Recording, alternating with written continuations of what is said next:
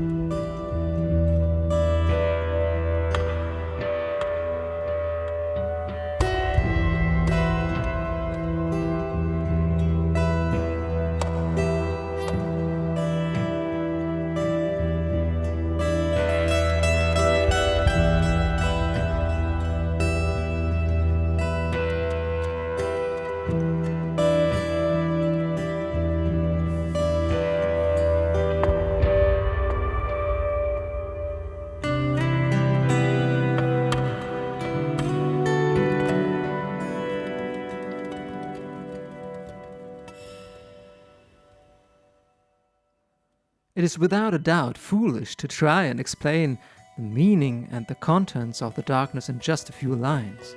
Trust me, I wrote it and I made the mistake several times. Yet it is an approximation which might help you in your life. So here is one thought for you to dwell on. We tend to believe we stroll through life in bright daylight, since that is what we actually experience most of the time. We even manage to continuously light up the night so we don't get lost in dark alleys. We also try to shine light on our very futures and perform massive efforts to forecast anything from weather and climate to health, economy, and our personal successes. Yet no matter how great and precise our results are, we fail on an even bigger scale in actually changing the course of events, even with all solutions and resources at our hands. We are masters in making things worse and creating misery far beyond our prognosis. Just watch any History Channel or the news. Don't get me wrong, I don't want to demonize our species. Rather, I'm optimistic, and this show is my expression of this positive approach. I believe our perception of walking in bright daylight is somewhat flawed, considering we in fact can't tell with 100% accuracy what will happen in the next second, minute, or day, let alone years. Most of the time creates a quite different picture. All we really know and have is the present, the very moment we live in. Imagine you were a particle of light and time wouldn't exist for you. Imagine time was just an illusion. Then all your forecasts, predictions, and expectations were just a cute little fairy tale you believed in. So if you're curious, take a leap forward with me. Let's assume we all walk in darkness. Suddenly, every step is a risk, and you'd have to activate all your senses, your instincts, your intuition to evaluate your next move. This can be frightening and scary, but only as long as you let your fears rule your world. As soon as you dive into the realm of trust, which means trust in yourself, the world, the universe, or any other entity you believe to be existent, this adventure may just be awesome. Just imagine all the stars you could see in the sky, all those destinations worth venturing to. Just imagine all the tiny lights appearing all around you like fireflies. All those possibilities, chances, and opportunities. What a world that would be. And now, imagine you turning on a bright torchlight. All those lights would be gone in an instant, and you would just see a small patch surrounded by darkness with no direction at all. Now imagine your points on your to-do list being flares you throw in a random direction. They have the same effect than your torchlight, and by heading towards them, you are quite likely to miss a lot of opportunities on the way, or even get lost trying to collect them all one by one.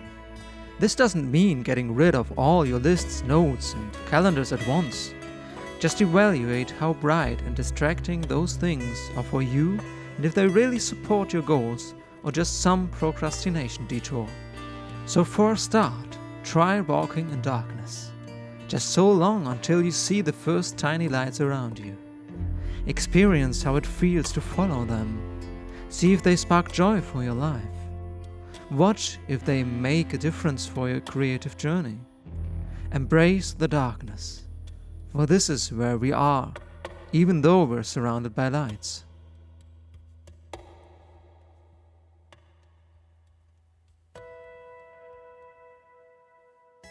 This is just an introduction into the art of walking in darkness, as I'm building this approach for myself by creating this very show.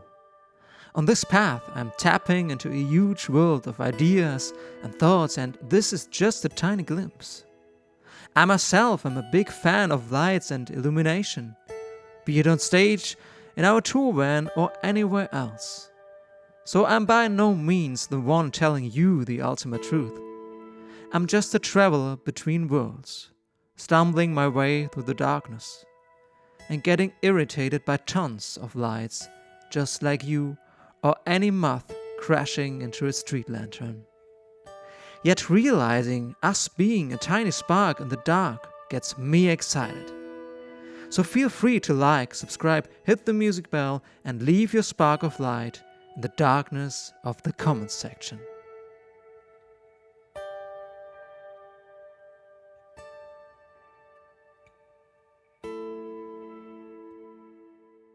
Blue Rock Radio Show, over and out.